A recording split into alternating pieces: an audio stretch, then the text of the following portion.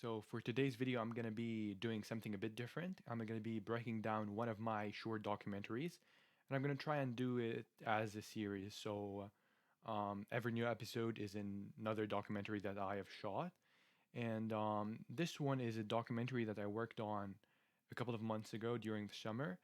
I planned, filmed, and edited the whole thing, and it's a short documentary.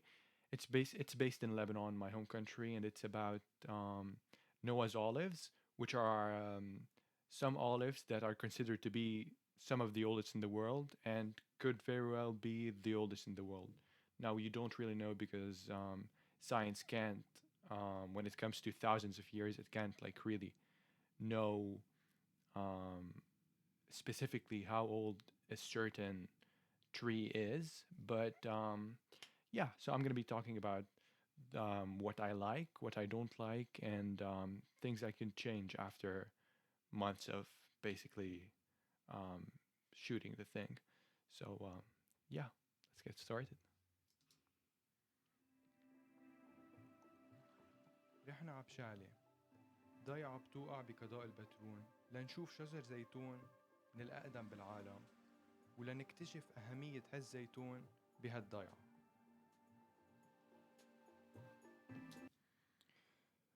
Okay, so for the first 17 seconds ish, there's some short narration from me, and we also have two similar shots that show the small town of Pshale. And I think that's pretty important. Now, I wish I had a bit more movement in the shot, and it's maybe a time lapse, but I do have a time lapse coming up, and during that day, we only had like a couple of hours to shoot everything, so I was only able to get one time lapse. But I do have some shots with motions later on. I also have a close up of some olives, of an olive tree, which is also pretty good.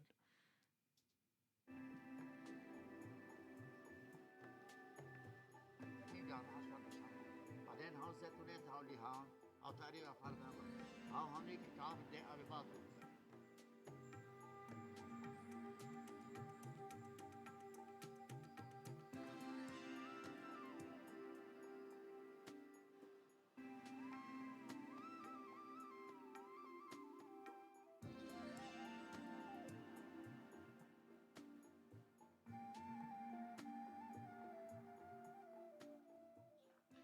أنا اسمي دومة مجيد نصار، مواليد 1939 ب 2 حزيران. Okay, so first minute of this short doc. So I basically have footage showing Pshale, the town. I have some shots of the olives, which is close-ups and like a wide a gimbal shot. And I also have footage of these two people. Now, when I was going to this, I didn't have an interview planned out with a specific person, and that's the beauty of going um, to small villages and towns where you can just talk to people, and then you'll just find someone that's appropriate to basically um, shoot an interview with. And this person that we actually did is an awesome person. He was turned out to be a former mayor of this town. So and he lives right by the olives, and so that was perfect. He was very charismatic. He didn't need pretty much anything. He was just wanted to talk to us and let us know about the olives, and I think that was great. And so yeah, I just positioned him underneath some of the olives, and the olives diffused some of the light, and so it was we didn't use any lights or anything. And I think the interview setup was pretty nice. I wouldn't change that. خلقت بيت بيي هون ورحت على بيروت. أنا كان عمري 12 سنة. 12 سنة رحت علمت مصلحة البلاط وسكنت ببيروت. هلا إلي سنتين أنا هون بالضيعة، بس أنا قبل ما رحت على بيروت شقت الطريق على أيامي هون بين ال 46 ل 48 كانوا عم يشقوا الطريق سنة 1948. وهون كانوا يجوا الفرنساوي. Just rewatching it again, one thing I would change is probably the audio levels. I would mess around with them a bit with the background music. Now, I still really like the background music, but I think that now most people watching it are English speakers and don't understand Arabic. But so if you're just looking at the subtitles, then I don't think it's a, that big of an issue. But I would just mess around a bit with the audio levels and just so that what he's speaking is more like you can hear it in a better way. وقت كانوا عم بفلوا مرقوا من هون مرق الطريق هون يبقوا يطلعوا قلت لك وين كان الحيط بنص الطريق ما فيش حيط كانت الارض مستعرضه يطلعوا الجيب يزربوه بقلب هالزيتونه واهل الضيعه. Now, obviously, in a short documentary where you don't have all the resources that you want, you need to try and basically build a puzzle on what your either narrator or the person you're interviewing is saying.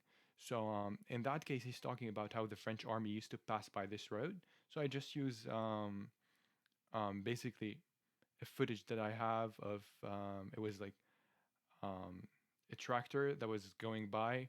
Just use this, and when it was saying where they used to store things, I just showed exactly where they used to store these things.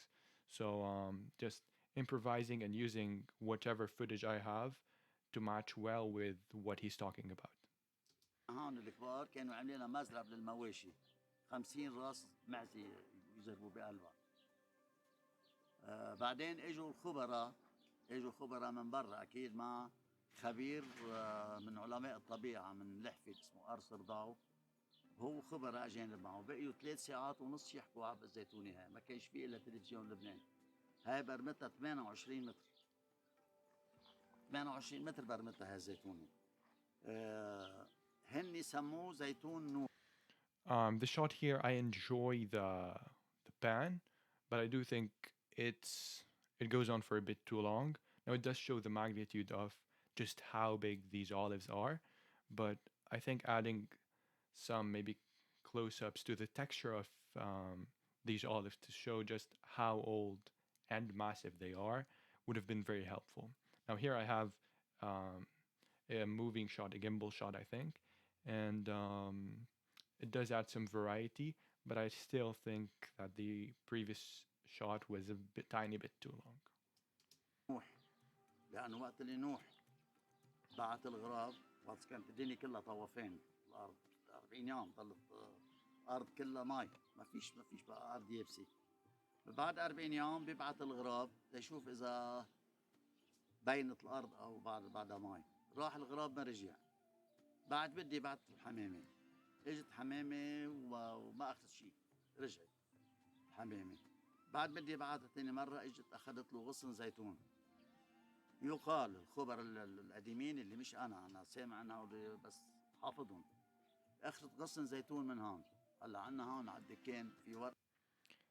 One thing I wish I'd done, as I said, I really liked the interview setup, but if I only had him move back maybe a meter, his face would have been lit much better, especially his right side, and I think this would have made it a bit more interesting to look at. And yeah, because you can see his face, but like you don't really have a key side and a fill side, and just these are some things that you tend to forget when you're doing everything, and you just want to set things up, and especially like this person was very enthusiastic, and so he just wanted to tell us more, and so he had like a lot of energy. So I was like, I don't really have time to just take my time and set up, so yeah. ورقه مكتوبه هلا بس تخلصوا اذا بتصوروها كمان بتعطيكم معلومات. وهي زيتون عمره فوق 7000 سنه. عمره فوق 7000 سنه. هيدا هون مطمور تراب شي متر وشوي. يبقى كل واحد عنده شويه تراب مش عايزهم يجوا يكبون على الزيتونات. هاو انا على ايامي في وقت اللي كنت انا وبعدين روح على بيروت يجيكم بس وقت يكون عنده شويه تراب يجوا يكبون هون والزيتونات اللي تحت الطريق. البيت هون وقت اللي كانوا عم بيعمروا اذا مش اخذين في شيء 20 30 كاميون فضايين تحت كبير مع الزيتونات. هلا فرجيكم عليهم وهاي الزيتون هون هذا طفرتهم البلدية هن للوقف. الزيتون للوقف ملك خاص. بيعصروا هاي الزيتون وها ببيعون بالقنينة بمزاد العلني. ال 14 16 زيتونة للوقف ببيعون. Now, one thing I wish I added was maybe some of the bottles that are sold in public auction, but we will mention. I do mention olive oil production at the very end, but I do wish we just had maybe some B-roll of at least like one bottle or so. But yeah. ده يعني زيت العلني غير زيتون. هذا زيتون اسمه الزيتون القديم، زيتون البلد القديم. شجرته بسموه زيتون سوري، سوري سور، مش سوري سوريا. زيتون البلد القديم بكل لبنان في منه. الاساس اساسه سوري، سوري سور البذري تبعه. السنة الماضية عملوا هودة من تنكات زيت. ها وها تحت في 3 4 زيتونات، في زيتون ثاني عم يتعملوا 8 تنكات زيت. بيعون بالقنينة وعصرون على المعصرة القديمة على البارد. اي ها ببيعون بالقنينة، وقت بيجي زوار بيشتروا بالقنينة. Now I feel like what he's talking about is very important, but um, the talking head was maybe going on for a bit too long. I wish I had more B-roll, possibly of him, that I could have inserted in that case, so that it wasn't you weren't just looking at him the entire time, but basically looking at the same image. But yeah, let's keep going. Here's the texture shot that I was talking about. I wish I got more of these.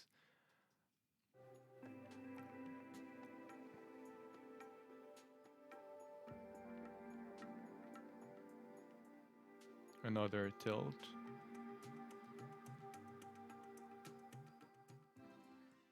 اوكي، فزيتون بشعلة معروفين ليش؟ لأنه الزيتون بيطلع بضيعتنا على ارتفاع 1200 متر. كتير قليل تلاقي زيتون بالعالم بيطلع هالارتفاع العالي. هلا شو الفوائد تيطلع زيتون على ارتفاع عالي؟ أول شيء الزيتونة بيكون عندها الاسيديتي بقلبها أقل بكتير من الزيتون اللي بتلاقيه على الساحل. فهيدي شو رح تفيدك؟ ها بتخليك تقطف الزيتون قبل بوقت. بس نقطف الزيتون قبل بوقت بتعطيك الاوليف اويل بتعطيك اياه. اول شيء بسموه اكسترا فيرجن اوليف اويل. Now, one thing I always like in most of my documentaries is to have my viewers learn something, and this is where Peter comes in. He's talking about the production of olive oil. I think that's very important. But I do wish I had a better transition from what Mr. Dumit was saying to Peter. So yeah, and let's move on. وتاني شيء هو من اغلى واطيب زيتون تقدر تطلعه. بس نقطف الزيتون قبل الموسم، يعني عم نحكي تقريبا باكتوبر. بناخده وبنعصره على كولد بريس القديم، اللي هو حجر بيبرم بموتور وبيعصر الزيت على الطريقة القديمة اللي كانوا يعصروا فيها جدودنا. فلهيك بيطلع الزيت، غير انه الكواليتي تبعه كتير عالية وكتير غالي بالعالم، بيطلع طعمته شيء ما بتلاقوه المكان.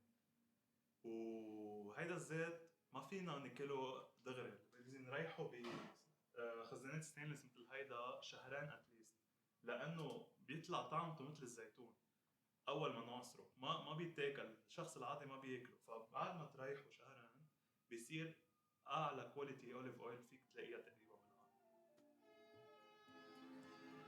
واهلا وسهلا فيكم بضيعتنا.